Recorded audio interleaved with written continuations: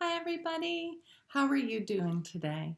This is Ms Britt from the Ridgewood Public Library, and I'm here with some classic picture books that I hope very much you will enjoy as much as I do.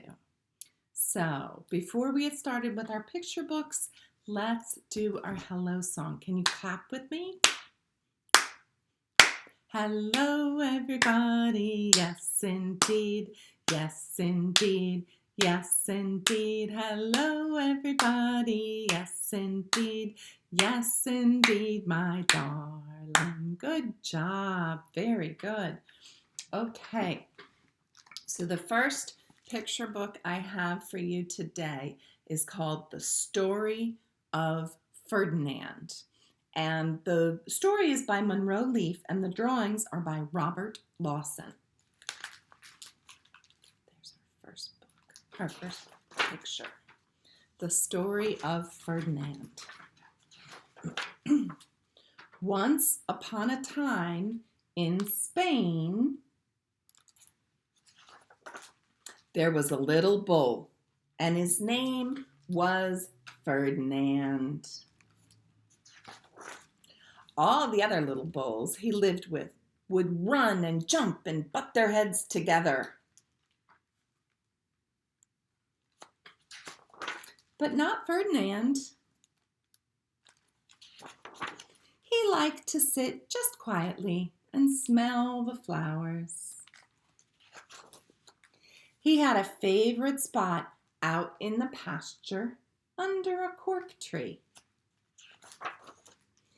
It was his favorite tree, and he would sit in its shade all day and smell the flowers.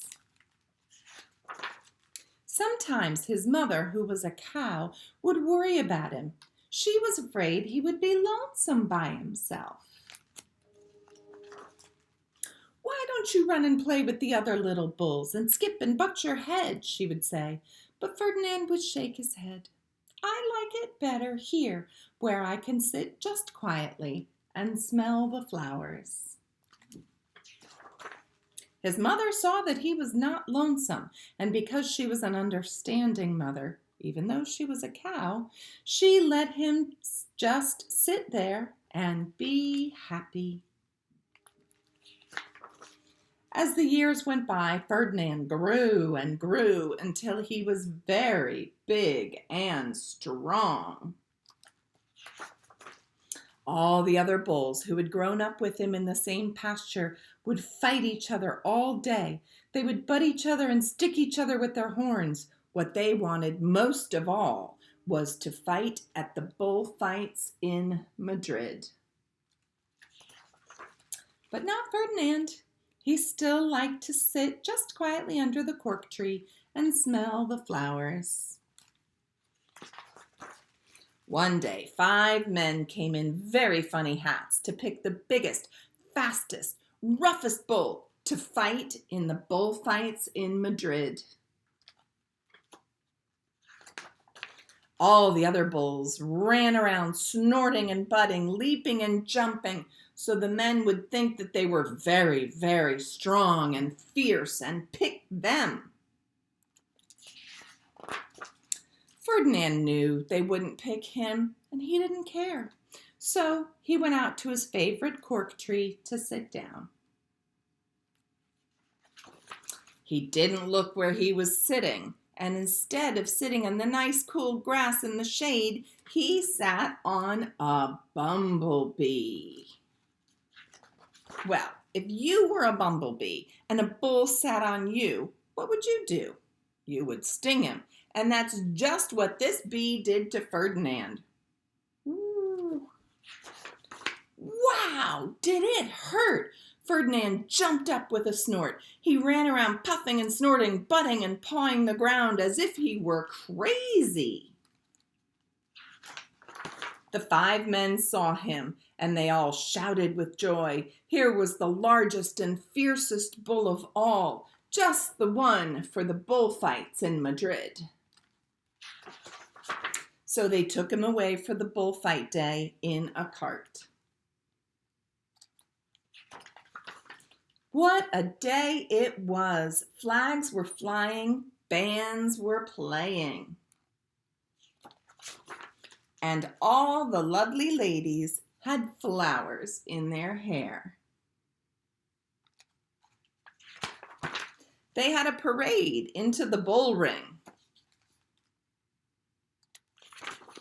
First came the banderilleros with long, sharp pins with ribbons on them to stick in the bull and make him mad. Next came the picadores, who rode skinny horses, and they had long spears to stick in the bull and make him madder. Then came the matador, the proudest of all. He thought he was very handsome and bowed to the ladies. He had a red cape and a sword, and he was supposed to stick the bull last of all. Then came the bull, and you know who that was, don't you? Ferdinand. Do you see him? There he is, peeking out of the door there. They called him Ferdinand the Fierce, and all the banderilleros were afraid of him, and the picadores were afraid of him, and the matador was scared stiff. Ferdinand ran to the middle of the ring, and everyone shouted and clapped because they thought he was going to fight fiercely and butt and snort and stick his horns around. There he is. But not Ferdinand. When he got to the middle of the ring, he saw the flowers and all the lovely ladies' hair, and he just sat down quietly and smelled. He wouldn't fight and be fierce no matter what they did. He just sat and smelled. And the banderilleros were mad, and the picadores were madder, and the matador was so mad he cried because he couldn't show off with his cape and sword. So they had to take Ferdinand home. There he is, riding home in the cart. That's the bull ring. And for all I know, he is sitting there still under his favorite cork tree, smelling the flowers just quietly. He is very happy. The end. Good listening, everybody. Great job. Okay, that was kind of a long book, so let's get our jitters out. Let's shake our sillies out and jump our jitters out, okay? Gonna shake, shake, shake my sillies out. Shake, shake, shake my sillies out. Shake, shake, shake my sillies out. And wiggle my waggles away. I'm gonna clap, clap, clap my crazies out. Clap, clap, clap my crazies out. Clap, clap, clap my crazies out. And wiggle my waggles away. I'm gonna jump, jump, jump my jitters out. Jump, jump, jump my jitters out. Jump, jump, jump my jitters out. And wiggle my waggles away. Gotta yawn, yawn, yawn my sleepies out. And stretch. Yawn, yawn, yawn my sleepies out. Yawn, yawn, yawn my sleepies out. And wiggle my waggles away. I'm gonna shake, shake, shake my sillies out. Shake, shake, shake my sillies out. Shake, shake, shake my sillies out. And wiggle my waggles away.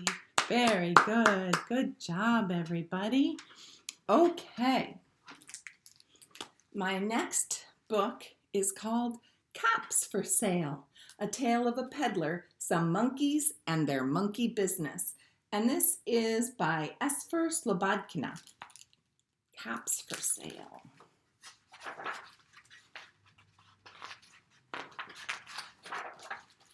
Here we go. Caps for Sale. Once there was a peddler who sold caps. But he was not an ordinary peddler carrying his wares on his back. He carried them on top of his head.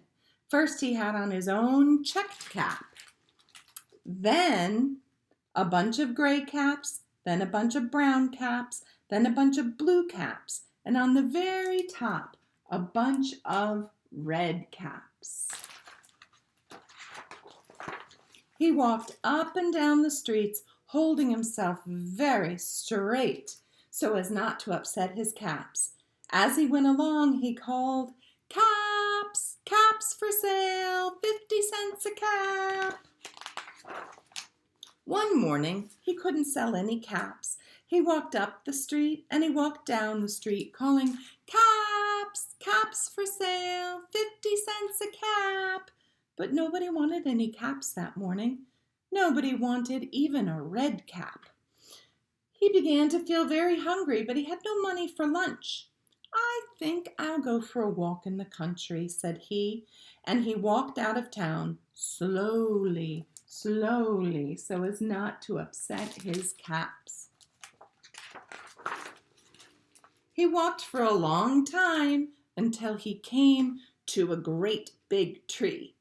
"That's a nice place for a rest," thought he, and he sat down very slowly under the tree and leaned back little by little against the tree trunk so as not to disturb the caps on his head. Then he put up his hand to feel if they were straight. First his own checked cap, then the gray caps, then the brown caps, then the blue caps, then the red caps on the very top. They were all there, so he went to sleep. He slept for a long time. When he woke up, he was rested and refreshed. Do you notice anything missing? What's on his head? Just one cap. But before standing up, he felt with his hand to make sure his caps were in the right place. All he felt was his own checked cap. He looked to the right of him. No caps. He looked to the left of him. No caps. He looked in back of him. No caps. He looked behind the tree. No caps. Then he looked up into the tree. And what do you think he saw?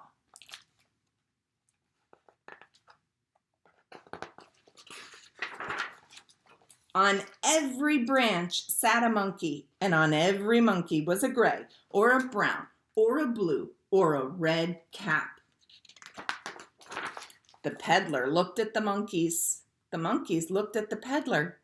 He didn't know what to do. Finally, he spoke to them. "You monkeys, you," he said, shaking a finger at them. "You give me back my caps." But the monkeys only shook their fingers back at him and said, "Tss, tss, tss." That made the peddler angry. So he shook both hands at them and said, "You monkeys, you give me back my caps." But the monkeys only shook both their hands back at him and said, "Tss, tss, tss." Now he felt quite angry. He stamped his foot and he said, "You monkeys, you better give me back my caps." But the monkeys only stamped their feet back at him and said, "Tss, tss, tss." By this time, the peddler was really very, very angry. He stamped both his feet and shouted, "You monkeys, you must give me back my caps." But the monkeys only stamped both their feet back at him and said, what do you think they said? Tss, tss, tss. At last, he became so angry that he pulled off his own cap, threw it on the ground, and began to walk away. But then each monkey pulled off his cap. What are they going to do? And all the gray caps, and all the red caps, and all the brown caps, and all the blue caps came flying down out of the tree. So the peddler picked up his caps and put them back on his head. First his own checked cap, then the gray caps, then the brown caps, then the blue caps, then the red caps at the very top. And slowly, slowly, he walked back into town calling, "Caps, caps for sale, 50 cents a cap." The end. Good listening, everybody. I hope you enjoyed those classic picture books. They're some of my favorites. I also hope that you guys have a very good day, and I look forward to seeing everybody sometime soon. Bye.